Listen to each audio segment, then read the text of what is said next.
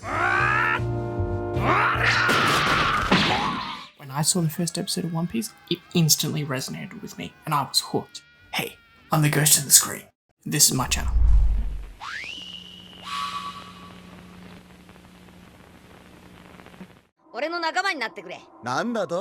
One Piece is without a doubt one of my favourite stories of all time of any medium.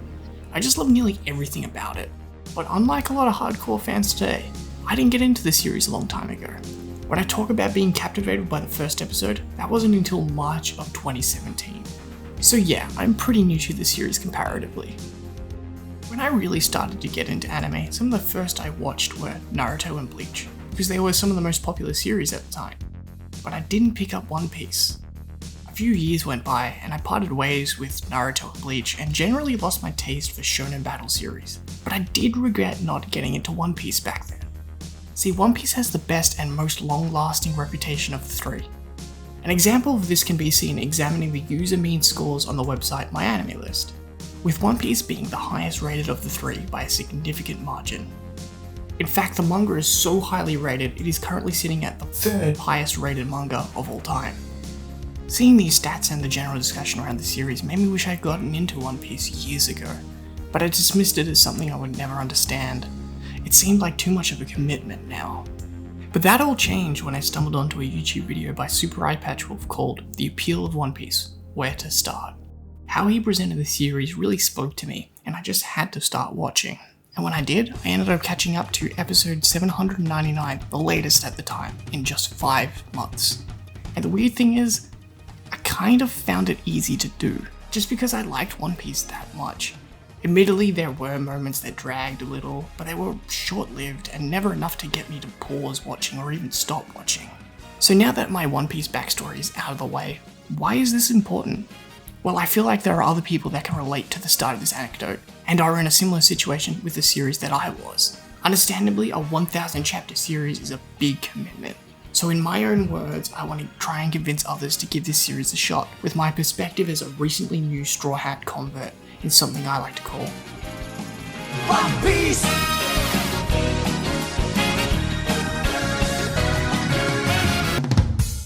While One Piece can be accurately lumped under the banner of battle shonen genre, One Piece really stands apart from its peers, past and present. There are a lot of aspects, small and large, that make One Piece feel like its own monolithic genre in of itself.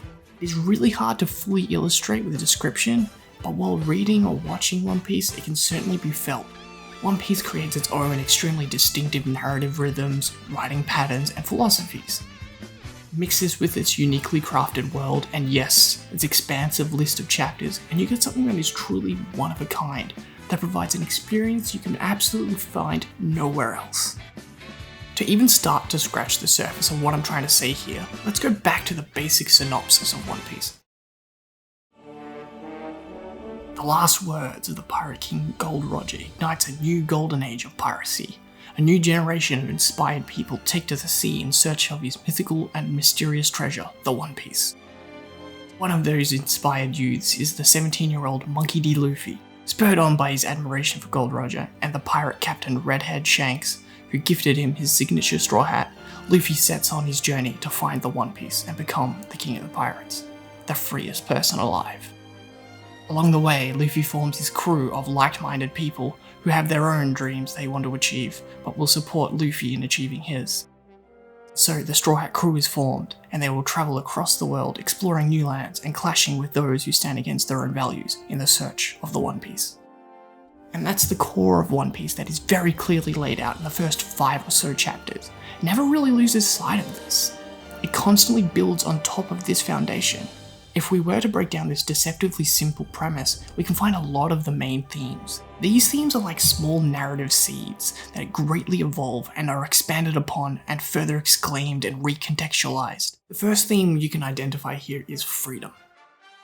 Freedom is very important to the world and setting of One Piece, because it is generally what motivates the pirates to be, well, pirates, and Luffy's motivation to become the king of the pirates. It is about being outlaws, free of rules, and live life on their own terms. On the flip side, the Marines, and by extension the world government, are the antithesis to this theme, being enforcers of stringent, often oppressive laws. That isn't to say that all pirates are symbols of freedom. Far from it. Many of the antagonists can also be pirates who selfishly oppress others in the pursuit of their own personal freedoms. Personal dreams. Dreams are extremely important and character defining to the world of One Piece. Nearly every notable character has a dream or an aspiration they are actively or passively working towards. Understanding their personal dream and who or what inspired it is absolutely key to understanding a character and their drive. Their dream is usually closely related and tied to their backstories. Sometimes the reveal of a person's dream and backstory is purposely left in the dark to be revealed later, which can really contextualize everything you thought you knew about the character. Even villains have their own dreams outlined. They are usually warped dreams, or their methods to achieve them are often dubious. Inherited will. This is one of the more complex themes and a personal favourite angle of mine.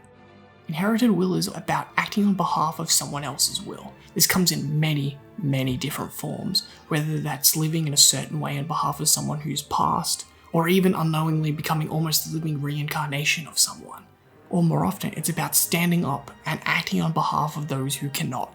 This is often the role that the Straw Hats, and particularly Luffy, find themselves in. There is a real ethereal aspect to this theme, which is a lot of fun to explore, and I can honestly do a whole video on this alone.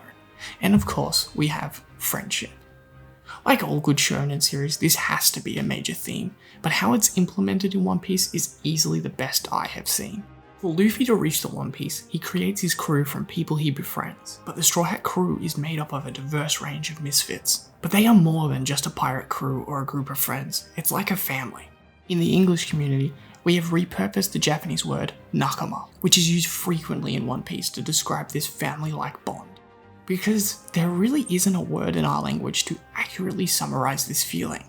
I'm not even sure this is 100% accurate to the original meaning of the word, but it really works. These are by no means the only themes present in One Piece, but perhaps the most enduring ones. What is really important about the thematic nature of One Piece is that it's used to give the story consistency and focus. One of the most structurally important themes is adventure. Almost the entire structural writing philosophy of One Piece is centered around adventure, and to explore it is to explore how the audience participates in the story, but also contextualize the extremely detailed world building of One Piece. Like we established, the story is about Luffy's quest to find the One Piece. So obviously the story is about going from point A to point B and all the minute mechanics of the journey along the way. But unlike some other adventure stories, there is no home base and there is no backtracking. The story of One Piece is always moving forward in the world. Even staple genre tropes like training arcs are glossed over or skipped entirely, because that would not be adhering to the philosophy of adventure and forward momentum. The story and adventure of One Piece is broken down into arcs that is usually categorized by the islands the plot is set on. These islands are key to One Piece's longevity and lasting appeal. Each island the Straw Hat crew comes in contact with is its own meaty adventure, and its own detailed self-sustaining microcosm that is filled with a distinct cast of colourful inhabitants, unique geography and aesthetics, and even detailed societal and political structures. Each island feels fresh and new, and every time a story ends on an island, the next island is just a chapter or two away. There is always something new to look forward to, and the story keeps reinventing itself and adding new narrative texture. The plot that takes place on the island is pretty self-contained with its own individual act structure and goals, and can be enjoyed on its own individual merits. This is a strong, constantly rewarding structure and foundation that aims to be as fun as possible. But having said that, what truly elevates One Piece is how these island-based stories do have ripple effects and do affect the wider world around them in small to large ways, with things like characters moving in and out of positions of power in the political landscape. While a lot of this is a direct result of the Straw Hats' actions, sometimes these changes in the world happen naturally outside the main story, like a believable living world. What also helps develop this sense of a living world is a very tangible and intertwined history. A lot of focus is put on to finding out a lot of mysteries of the past and the details of previous generations. This information is drip-fed throughout the story, and every little reveal is just so exciting. The world building of One Piece is so extraordinarily detailed and is absolutely one of its greatest strengths. It truly feels like its own living universe that plays by its own cosmic rules. How we interact with this world is through the experiences of the Straw Hat pirate crew. It is very possible this world wouldn't be worth exploring if the characters were not as great as they are. The Straw Hat crew is without a doubt one of the greatest teams in fiction. They are really well defined characters that are just a blast to spend time with. They each offer their own unique perspective and skills to the group, but I'm not just talking about combat abilities. A character like Nami is known for her navigation skills, her scientific knowledge, and being a calm, rational decision maker. Contrast that to someone like Zoro, who is defined by his combat ability, and is directly linked with the more traditional shonen battle sections of the story. But that isn't to say that characters like Nami cannot fight at all, far from it, but she isn't nearly as defined by the combat, because her primary skills lie elsewhere. I really don't want to spoil too much about the Straw Hats and their secrets, because learning about them is one of the great joys of experiencing the series. This also applies to discovering who will officially join the crew. I am purposely only showing the first 5 throughout this video. Like I talked about in the theming section, every major character is defined by their backstories and personal dreams. The Straw Hats are obviously no exception to this, but despite how much time we spend with them and the many stories they're involved in, One Piece very rarely goes down the route of adding or recontextualizing these backstories. By employing this restraint, I think it really gives these backstories real weight, knowing that they won't be altered down the line. It also prevents these characters from feeling like they are the center of the world, but more importantly, it makes these characters extremely focused and have clarity for what they stand for and represent. This can mean the character progression aspect of the Straw Hats can seem a bit static at times. But One Piece is more focused about how these well-defined avatars for certain ideas and ideals affect others through their actions, and how they dramatically change people and their lives for the better.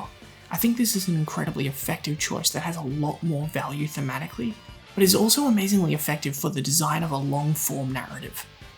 But that isn't to say the Straw Hats do not grow as people, far, far from it. They subtly change and grow over the course of the story. They go through periods of small and large growth, personal growth and growth in power. When we start this series, they are but small-time characters in a small part of the world, but as the Straw Hats grow in power and influence, we get to see their actions have greater weight, and they slowly and believably become key players in the world. This all feels genuinely earned because of how it's done, but also because of the time commitment. When talking about the unique properties of One Piece, you have to mention the art direction. It absolutely cannot be denied that the art of One Piece is extremely distinct. I think it is fair to say that the art style is not immediately appealing to a lot of people. I think this is one of the reservations I had when I was younger, but is certainly an acquired taste, and I think it has a lot of charm to it. There is a distinct Japanese anime meets Western cartoon vibe that makes it immediately stand out compared to a lot of other anime. The character designs are quite wacky and very playful, with a lot of little touches to really make a character stand out. The inhabitants of the One Piece world come in an extreme wide range of exaggerated shapes and sizes, but there is almost always something very memorable and individual about each of these zany characters. But one of the most important things about the art style is its emphasis on exaggerated emotion. It can be a real turn-off seeing Luffy ugly cry like this, but I think it's really key to how One Piece wants to set its tone. One Piece has moments to cover every possible human emotion, but what they all have in common is that One Piece likes to deal with large, heightened displays of emotion. It's go big or go home with any major scene presented. It can be over the top, but also quite effective. Mix this with an overexpressive art style and a sincere dedication to any given scene, and you have some powerful and memorable moments. The previously mentioned tragic backstories are genuinely some of the most sad and devastating moments in anime, and the moments of courage and bravery are some of the most hype things of all time. The theming, the world, the characters, the tone, the mystery, the history. What pulls this together and makes this story work is everything feels purposely planned and carefully constructed by a loving hand. Author Oda Ichiro is a manga-making machine, and he just lives and breathes his own creative world so vividly that evidence can be seen in the very first chapter. It definitely can be debated how much Oda has really planned, or if he is cleverly retrofitting past material, but I don't think that's super relevant. There are elements that are present or working in the background that are finally named and brought into focus later. There are characters and events that are foreshadowed hundreds of chapters or even up to a decade of real time before becoming relevant. It's like you're reading a story from someone who has the imagination of a 10-year-old, but the writing skills of like George R.R. Martin or something like that. So say you're now interested in getting into One Piece, and you want to know, what's the best way to do it? Well, I have some advice to guide you. The first thing I want to highlight is that One Piece is something you really have to start from the start. Oda has a very purposeful writing style and gives out information in an extremely deliberate way.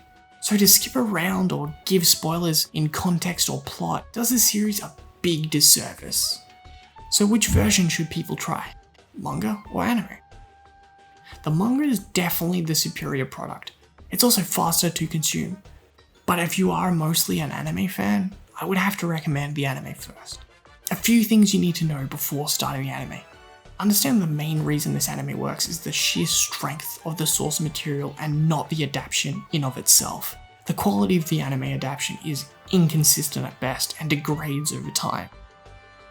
That being said, I will defend the first 500 episodes or so of this adaptation, and comes with many perks such as colour, sound, and a flawless voice cast. You need to know there are filler episodes that have no content that relates to the original manga, and are a big waste of time. Look online to find out which episodes these are and avoid these like the plague. The One Piece anime is pretty notorious for having lengthy recaps at the start of episodes to eat up time. I highly suggest to religiously skip these along with the opening in every episode after the first in a marathon. The time spent on these ends up stacking up really high with a show this long, and doing so reduces the runtime of an episode to less than 20 minutes, meaning you can quickly get through more episodes. If you find yourself struggling with the anime version, I implore you not to quit the series, but instead transition to the manga version.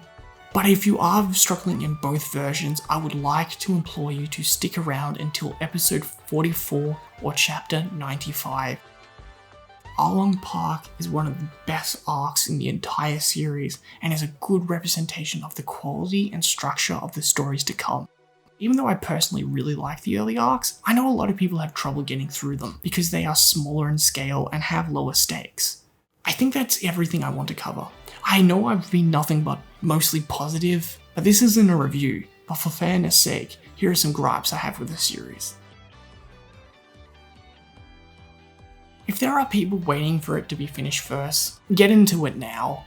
It's so much better getting this information weekly and finding out with the community. But for those who now want to jump into One Piece, I hope you enjoy your adventure. I have been your friendly ghost in the screen, signing out. 何言ってんだ。早く乗れよ。俺たちもう仲間だろ。